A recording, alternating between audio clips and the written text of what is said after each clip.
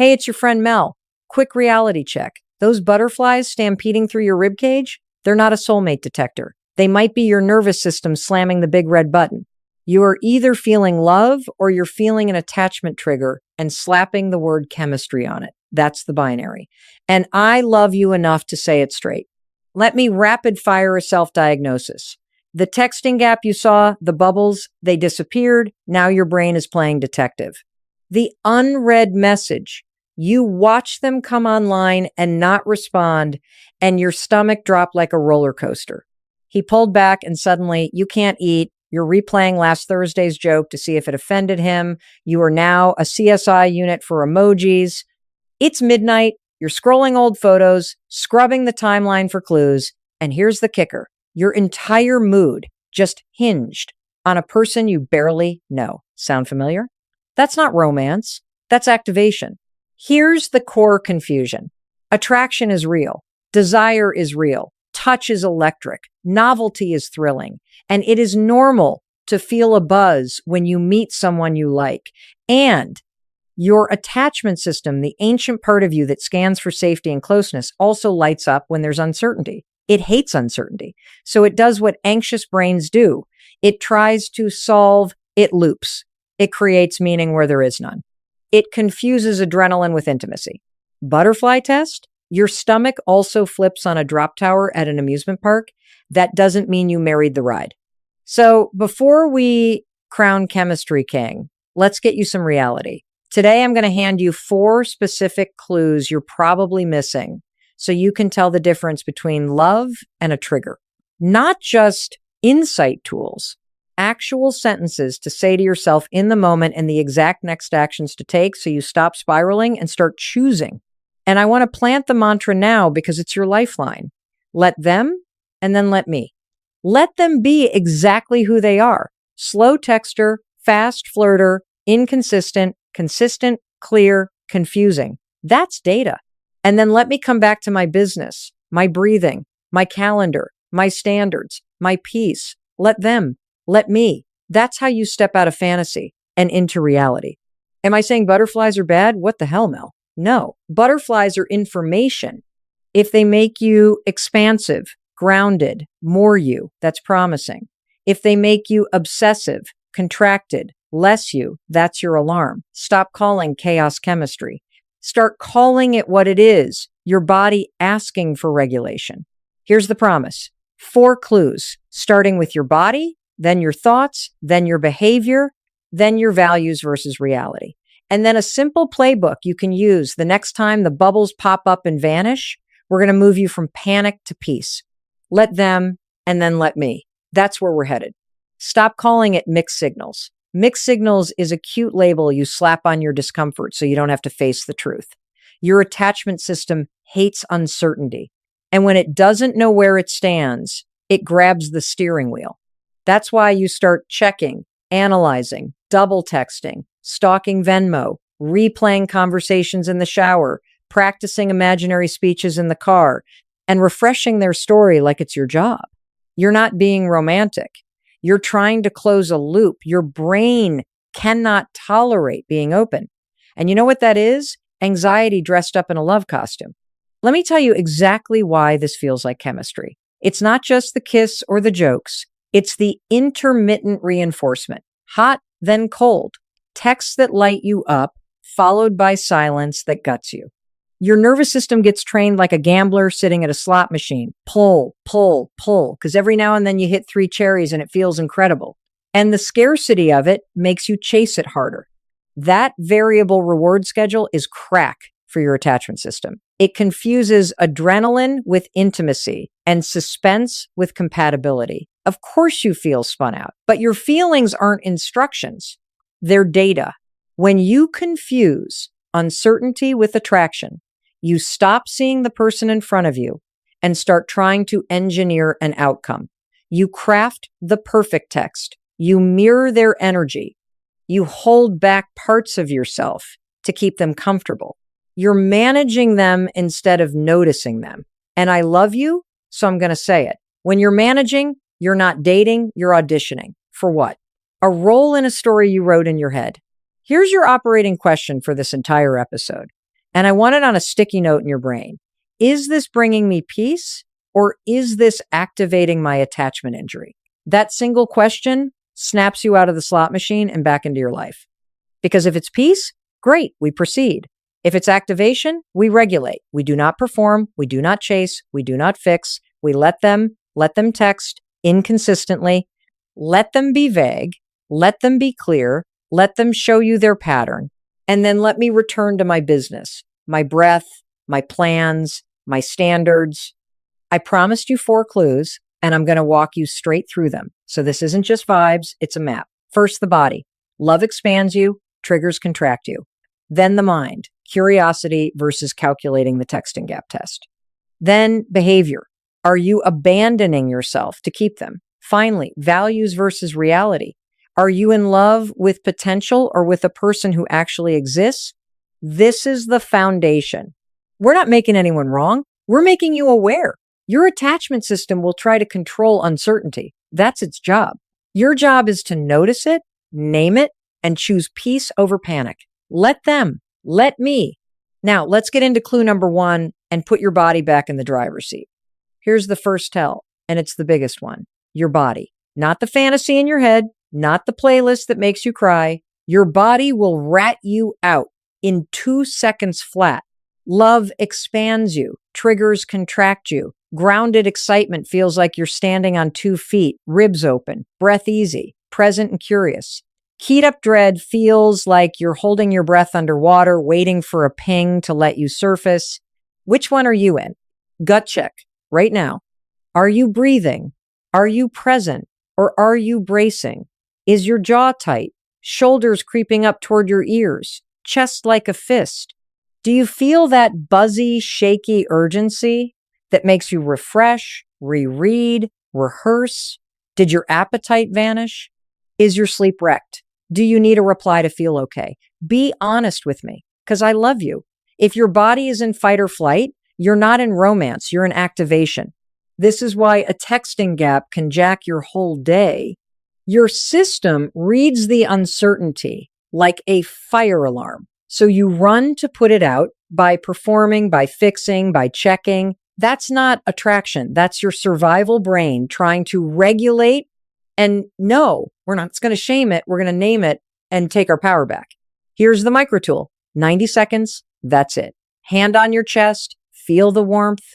Inhale through your nose for 4. Slow exhale out your mouth for 6. Again and again. While you breathe, label it out loud. This is activation, not a prophecy. Say it like you mean it. Your brain believes your voice. Keep the exhale longer than the inhale. Let your shoulders drop. Unclench your tongue from the roof of your mouth. Soften your belly. You're not texting. You're not stalking. You're regulating.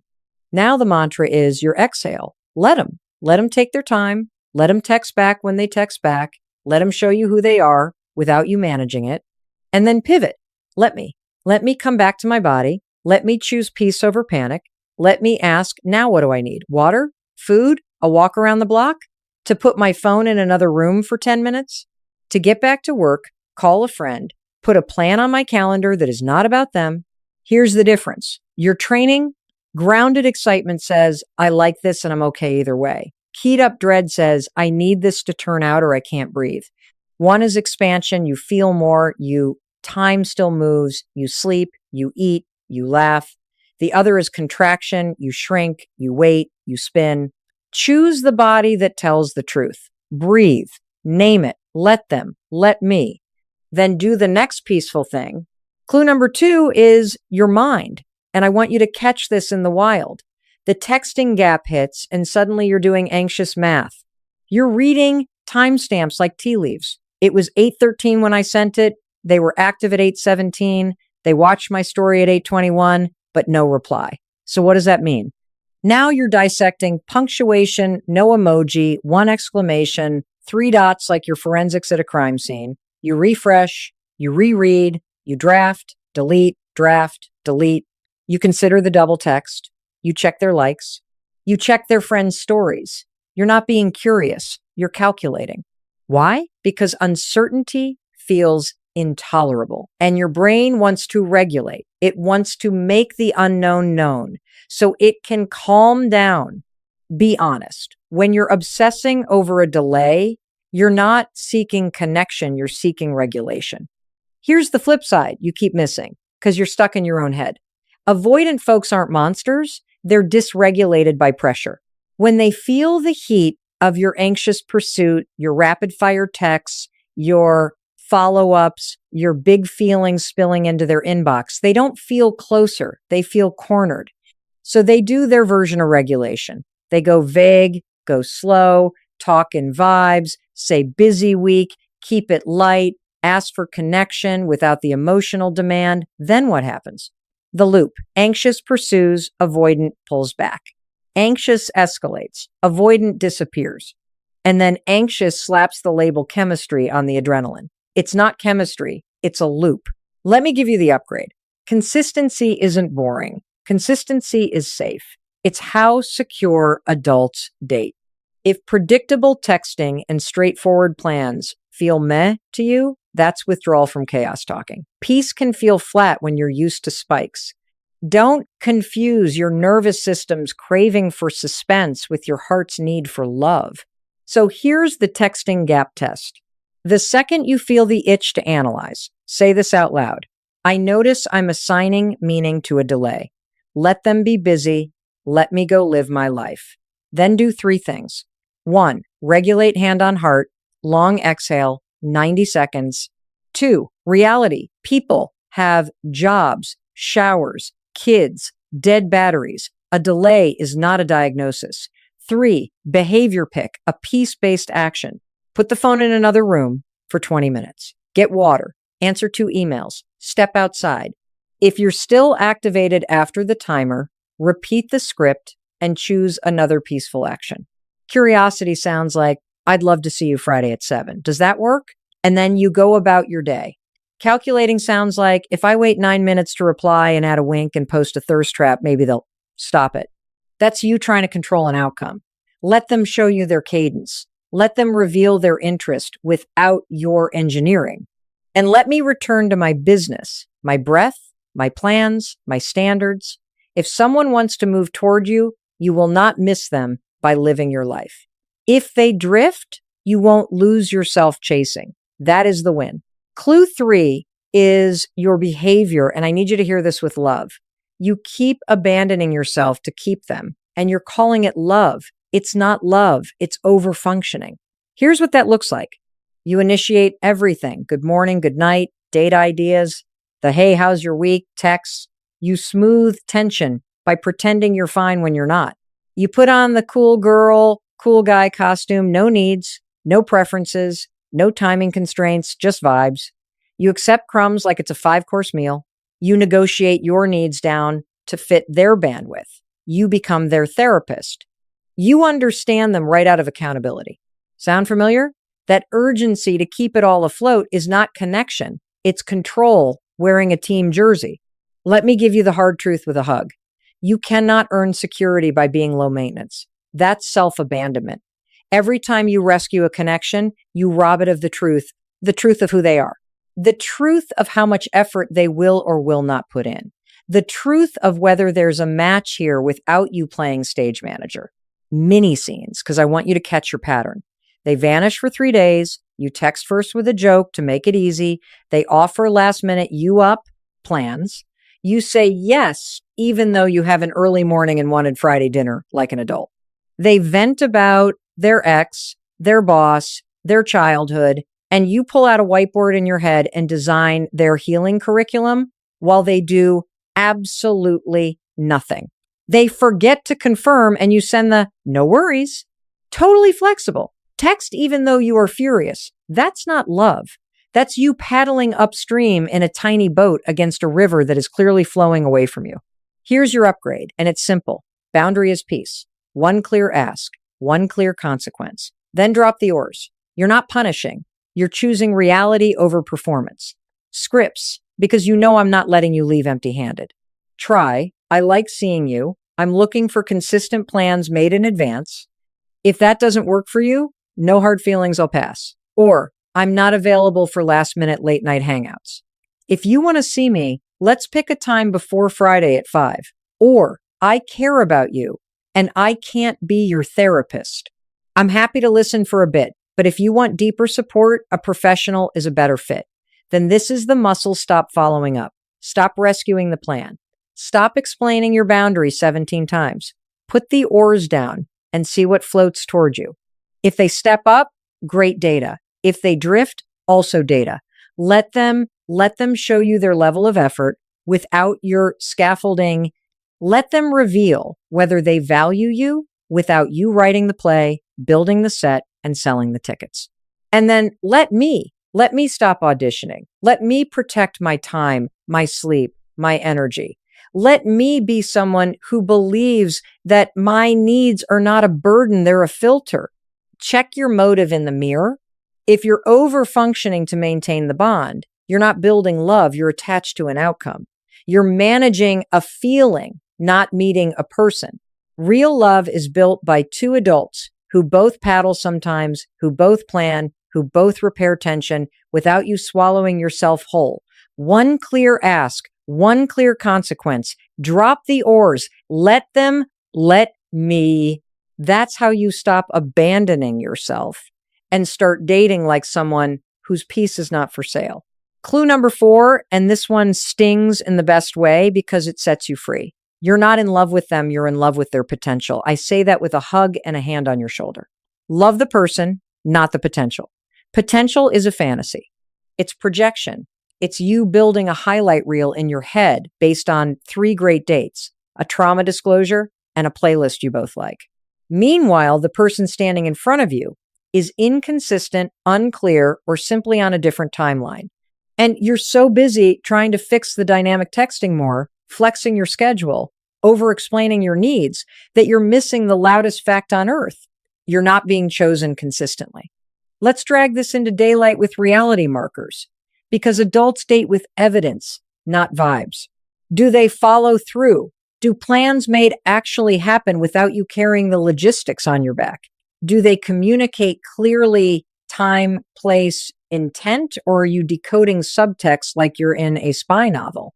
Do they repair after conflict? Can they own their part, apologize, and change the behavior? Or do you always absorb the hit so things go back to normal? Do they respect your boundaries, bedtime, pace, exclusivity talks, physical and emotional limits? Or do they push, poke, and negotiate you down? Do they want the same thing on the same timeline? Or are you someday shopping while they enjoy right now benefits? That's the checklist. Not perfect people, but consistent data. And I can already hear the pushback, but they're amazing when we're together. So is a slot machine when it hits. The high is not proof of a healthy pattern. It's proof your nervous system loves intermittent rewards. You're betting on maybe. I want you investing in yes, but we have chemistry. Great. Can you make a dentist appointment together without drama? Can you have a hard conversation and both leave feeling respected? Can you plan 2 weeks out like grown-ups? Can you count on them when you don't make it easy? Chemistry is not commitment. Potential is not proof. Here's the reframe that puts your power back in your hands. Let them be who they are today. Let them be inconsistent if that's their pattern. Let them be non-committal if that's their capacity. Let them be amazing in person and allergic to follow through on Tuesday. Let them. Because when you stop arguing with who someone is, you start seeing the truth. And then this is where your life changes. Let me decide what I'm available for. Let me choose my standard. Let me believe my own eyes. Let me require evidence of alignment, follow through, clarity, repair, respect, same pace. Say this to yourself the next time your brain tries to sell you the fantasy. I will not date the future in my head. I will date the facts in front of me. If the facts line up, beautiful. If they don't, I'm not going to coach, coax, or wait out someone's potential. I'll choose peace over possibility. Potential is a fantasy. Relationships require evidence. Let them show you reality. Let me honor it.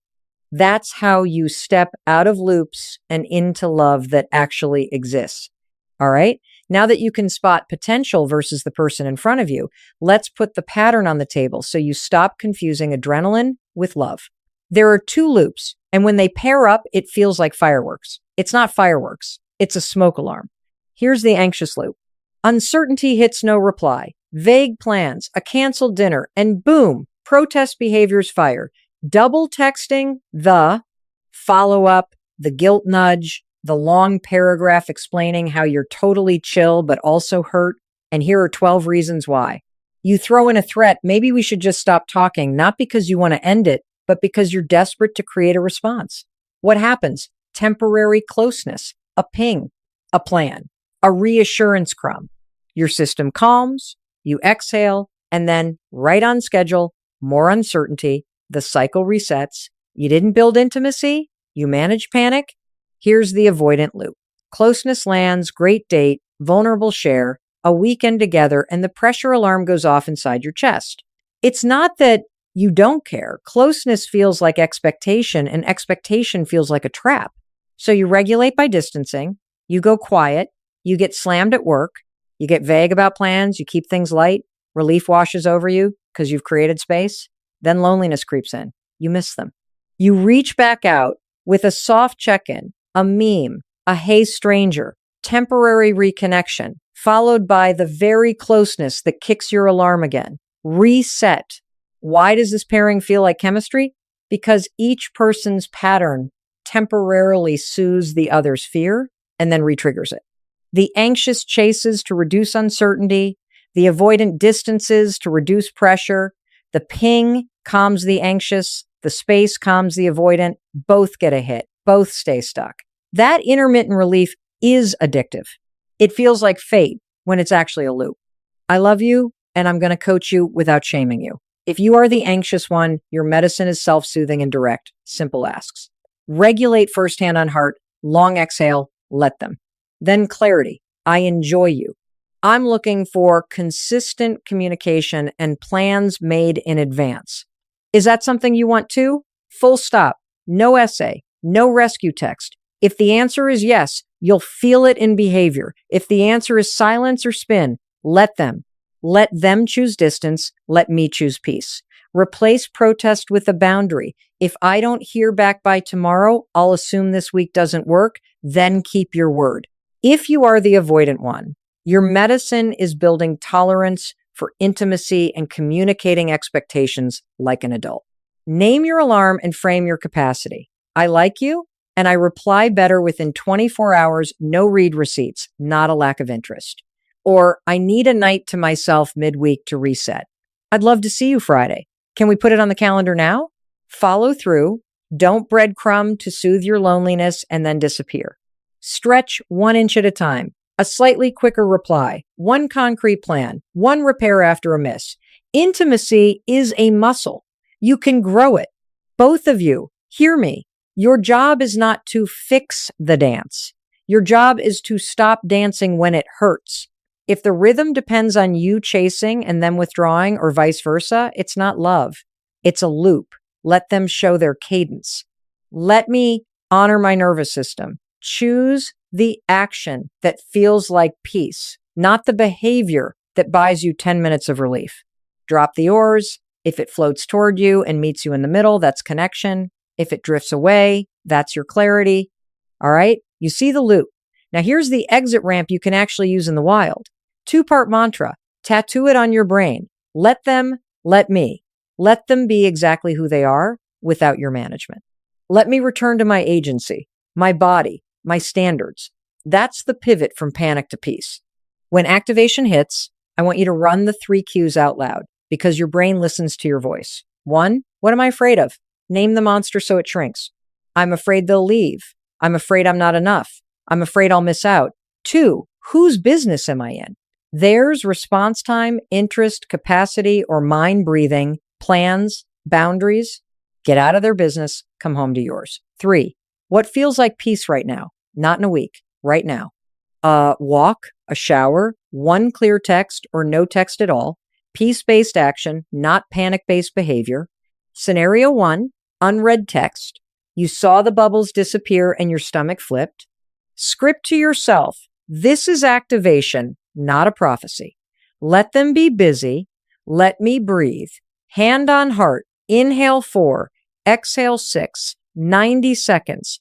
Then a behavior commitment for the next 24 hours. No interrogation texts, no rereads, no story refresh, no Venmo stalking, no screenshotting to the group chat to crowdsource your self-worth. Set a 20-minute timer. Put the phone in another room. Knock out 2 tasks. If you still want to engage after you're calm, send one clear adult invitation. I'd love to see you Saturday at 10 for coffee work for you. Then step back, no follow-up pitch, let them respond or not. Their response is data, your peace is intact. Scenario 2, sudden pullback after a great weekend. Old you would chase, new you regulates, and names your standard. I enjoy you. I'm looking for consistent communication and plans made in advance. Is that something you want too? Then, and this is the muscle, you stop explaining, you stop trying to convince, you give it 24 hours with 0 checking behaviors. If they step toward you, awesome. If they don't, that's clarity, not a cue to perform. Scenario 3, vague plans, endless, sometime. You feel the itch to keep it light so you don't scare them. Stop. Try this. I prefer setting plans I can count on. I'm free Friday at 7 or Sunday at 2, either work. If they stay foggy, bless and release. Sounds like you're keeping it open. I'm looking for something more intentional. If that changes, reach out. Let them be vague. Let me be clear. Here are your non-negotiables for the next activation cycle. No interrogation texts. No digital detective work for 24 hours. One clear ask. Then step back. Choose the next peaceful action. Hydrate. Move your body. Schedule your week. Call a friend who doesn't stoke drama. Detachment is not coldness. It's self-respect and clarity. You are not icing someone out. You're refusing to abandon yourself. The fastest way to tell trigger from love is to take the action that feels like peace, not the behavior that buys you 10 minutes of relief. Let them show you who they are. Let me honor what I need. Drop the oars. If it meets you, beautiful. If it doesn't, you just saved your energy for someone who will. Here's the moment you've been avoiding because you're scared it will ruin the vibe. It won't. It will end the confusion. Clarity isn't pressure. Clarity is how adults date. The goal of this conversation is not to squeeze reassurance out of someone or to audition for the part of low maintenance dream. The goal is to gather data and state your standard, period. No performing, no long speeches, no defense brief. You regulate, you speak plainly, you listen, you decide. Use this 3-part script. Say it on the phone or in person, calm voice, shoulders down. Part 1, what you want. Part 2, what you're noticing. Part 3, what you're available for with a question that invites a yes or a no. I enjoy you, and I'm looking for consistent communication and plans made in advance. I'm noticing we have great weekends, and then the week goes quiet, and plans get last minute. I'm available for something more intentional. Is that something you want too? That's it. Full stop. Then zip it. Let the silence do its job. Let them answer without you rescuing them from discomfort. Now, how do you read what comes back? Secure partners respond with clarity and repair. They'll say some version of, "You're right, I dropped the ball after the weekend. I do want this. Here's what I can do, text daily. Plan Fridays by Wednesday." Does that work? Notice the specifics in the calendar. They name the miss. They propose a fix. They ask for agreement. Then this matters. They follow through. Avoidant or ambivalent partners respond with defensiveness, vagueness, or charm without change. Translations for you: because I love you and I want you free. I'm bad at texting often means I won't provide consistency. I'm just so busy often means I won't prioritize this. Let's not label it yet often means I want access without accountability. You're overthinking. Just enjoy this. Often means your needs are inconvenient to me. I'm a go with the flow person. Often means you plan, I'll attend. Believe the pattern, not the line. When you hear a line, reflect and decide, not argue, not sell. Try. Thanks for being honest. I'm looking for consistency and plans. If that's not how you like to do this, no hard feelings, I'll pass. Or, got it. I'm going to keep my pace and see if our styles align over the next few weeks. If it stays vague, I'll step back. Calm, kind, final. You are not issuing ultimatums. You are naming your reality and your boundary. If they show a secure response, accept the repair with structure. I appreciate you owning that. Let's try the Wednesday by 5 plan for the next 2 weeks and check in. Then you stop managing it. You watch what happens. Can they turn a promise into a pattern? If yes, you've got something. If no, don't write a second script to save it. Let them. This is the grown-up move. One clear conversation, then you let the data roll in, let them opt in, let them opt out, let them be exactly who they are today. And let me keep my dignity intact either way. Because the truth is simple. Clarity isn't pressure. It's self-respect. You're not hard to love. You're just done loving on guesswork. Drop the oars, ask like an adult, and then actually believe what you see. Before we land this plane, 3 caveats so you don't twist this into something it's not. Because I love you, and I refuse to let a good tool become a bad excuse. This framework is for clarity and peace, never for excusing harm or shrinking your needs. Caveat 1, safety. If there's emotional abuse, coercion, threats, stalking, or volatility, this is not an attachment trigger versus love puzzle. This is danger. Read that again.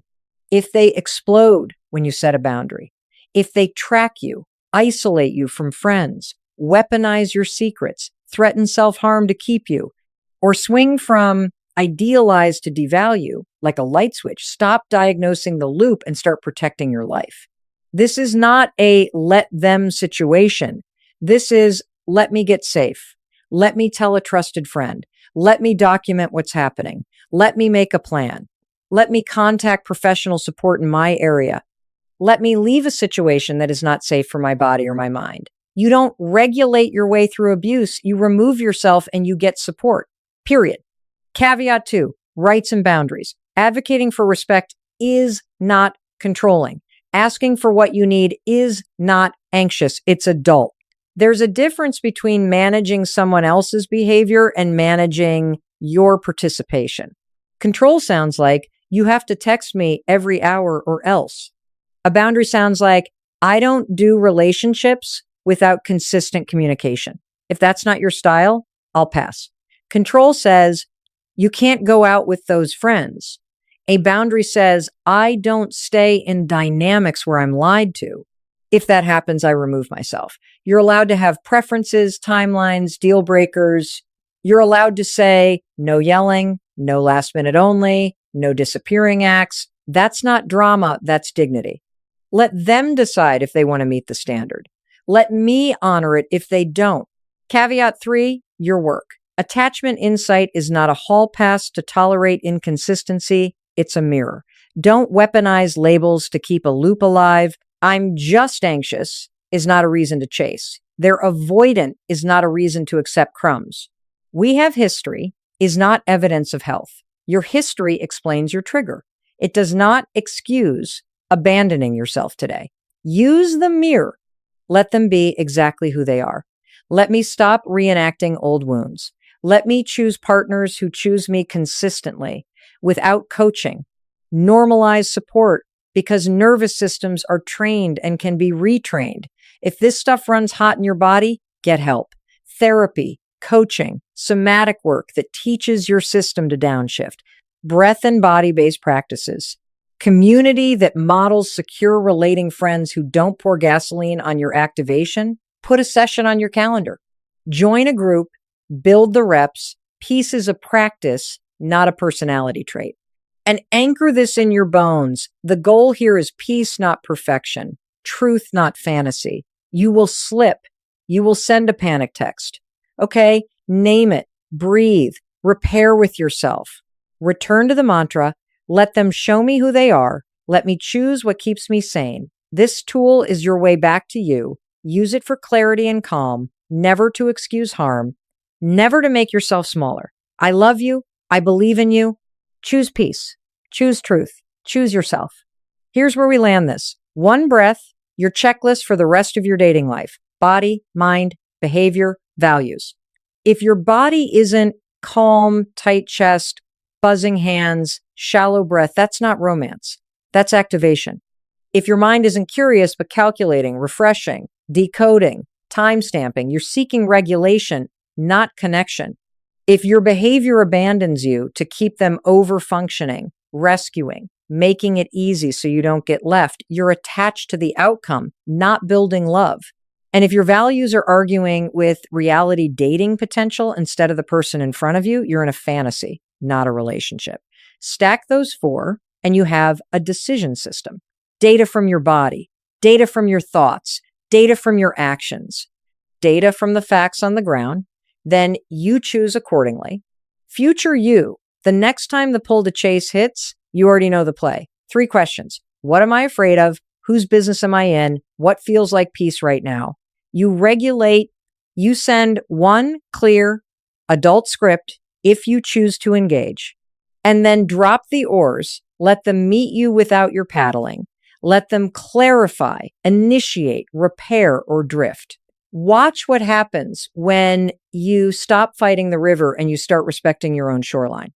Spoiler, what's meant to meet you will step in. What was propped up by your effort will float away. Either way, you win because you stayed with you.